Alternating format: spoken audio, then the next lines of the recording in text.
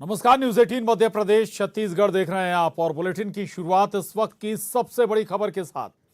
कांग्रेस नेता दिग्विजय सिंह ने आरएसएस और अमित शाह की तारीफ की है। नर्मदा परिक्रमा के दौरान मिले सहयोग के लिए तारीफ की है दिग्विजय सिंह ने। अमित शाह ने यात्रा के दौरान फॉरेस्ट ऑफिसर से कहकर रेस्ट हाउस में व्यवस्था कराई थी। मैं उनका सबसे बड़ा आलोचक हूं, फिर भी उन्होंने कहा कि उनकी यात्रा में कोई विघ्न नहीं होना चाहिए। अमित शाह से मेरी आमने सामने कभी मुलाकात नहीं हुई। मैंने अमित शाह को इसके लिए धन्यवाद पहुंचाया था।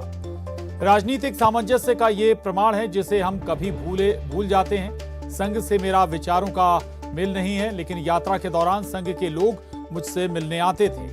संघ कार्यकर्ताओं को मुझसे मिलने के लिए निर्देश मिलता था। नर्मदा परिक्रमा पर लिखी किताब के विमोचन कार्यक्रम के दौरान बोले दिग्विजय सिंह।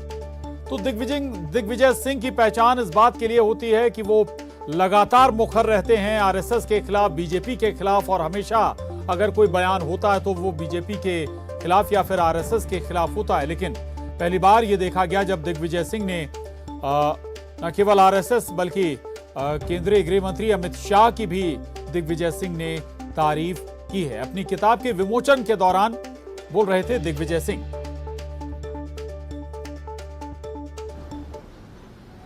मैं एक ऐसा उदाहरण आपको देने वाला हूं जिसका कभी आप सोच भी नहीं सकते।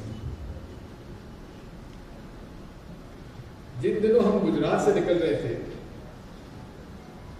गुजरात के विधानसभा चुनाव चल रहे थे 2017। महाराष्ट्र से गुजरात में हमने जब प्रवेश किया शाम हो गई और पहाड़ पे चढ़कर 10:30 बजे रात को हमारे मुकाम पर पहुंचे। वहां के अधिकारी साथ में थे। अब मैं आपको बताना चाहता हूं कि उन जंगलों में गुजरने के लिए ना रास्ता था, ना ठहरने की व्यवस्था थी। एक फॉरेस्ट ऑफिसर साहब मेरे पास आए कि साहब मैं फला हूं और मुझे, आपको आश्चर्य होगा, श्री अमित शाह जी के निर्देश है कि आपका पूरा सहयोग हम पूरे समय में करें।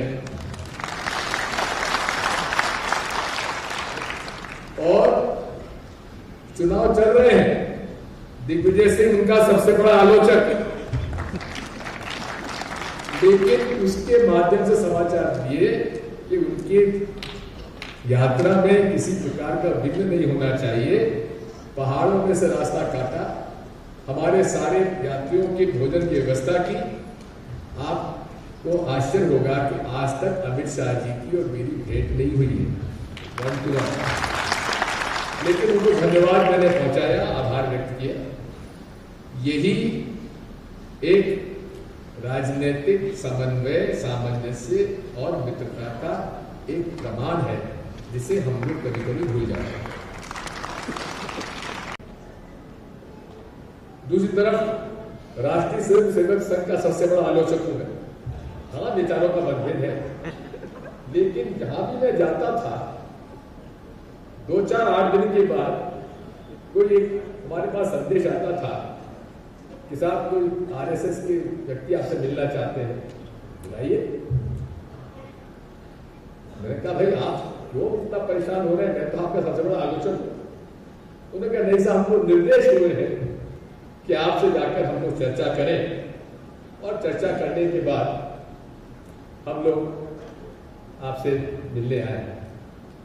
ठीक है, बड़ा स्वागत है, बहुत बहुत धन्यवाद।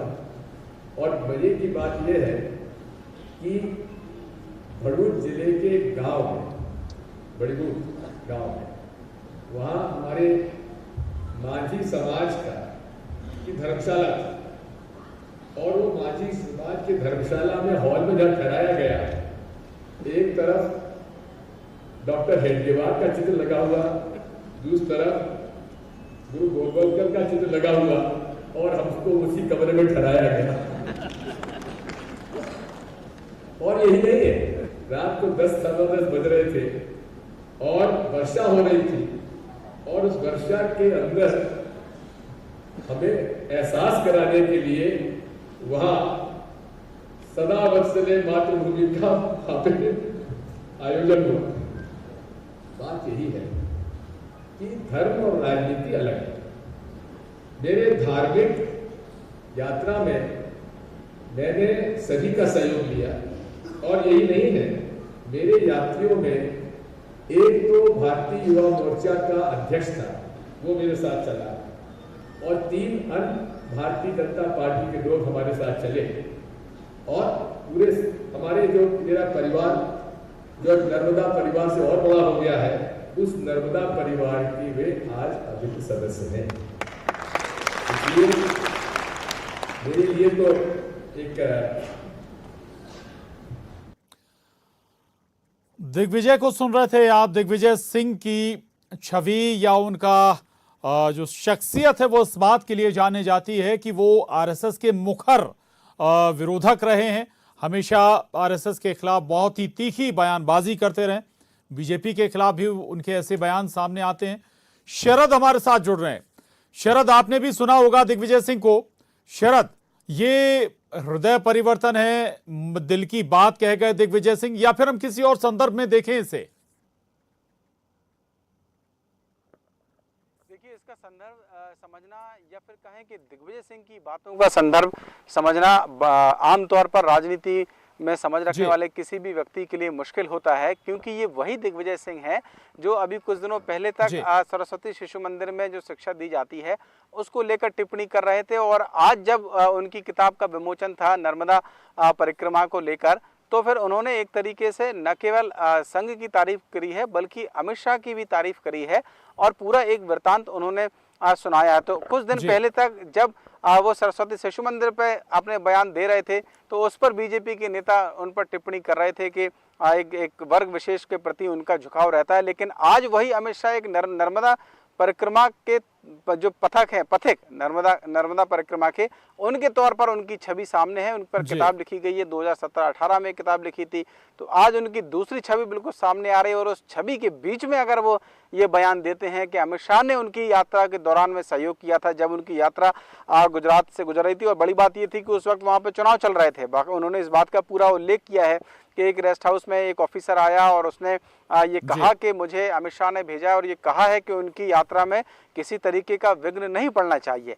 तो दिग्विजय सिंह जो भी बोलते हैं लोग समझते हैं, और जानने वाले भी ये जानते हैं कि उसके दूर तक राजनीतिक मायने होते हैं। तो कहीं ना कहीं दिग्विजय सिंह को समझना राजनीति में अपने आप में एक बड़ी मुश्किल बात है। लेकिन निश्चित तौर पर एक छवि उनकी कुछ दिनों पहले सामने थी, और आज जो छवि पेश है उसका काउंटर अब बीजेपी कैसे करेगी, ये अपने आप में एक सवाल है। क्योंकि वो संघ की तारीफ भी कर रहे हैं, और उन्होंने कहा कि संघ के जो कार्यकर्ता हैं वो भी यात्रा के दौरान उनसे मिलने आया करते थे और उनकी व्यवस्थाओं के बारे में पूछते थे। और जब उन्होंने कहा कि आप लोग यहाँ क्यों आते हैं, क्योंकि मैं तो आपका सबसे बड़ा आलोचक हूँ, तो इस पर उनका कहना यह था कि संघ के जो बड़े पदाधिकारी थे उनकी ओर से उनको निर्देश मिलते थे। तो अपनी किताब के विमोचन के दौरान तमाम संदर्भ दे गए, तमाम बातें वो बता गए कि उस दौरान क्या क्या हुआ, अमित शाह की तरफ से कैसे उन्हें मदद पहुंचाई गई, कैसे आरएसएस के कार्यकर्ता उनसे मिलने आते थे, व्यवस्थाओं के बारे में जानते थे, कोई परेशानी उन्हें ना हो, ये आरएसएस की तरफ से भी कोशिश हुई।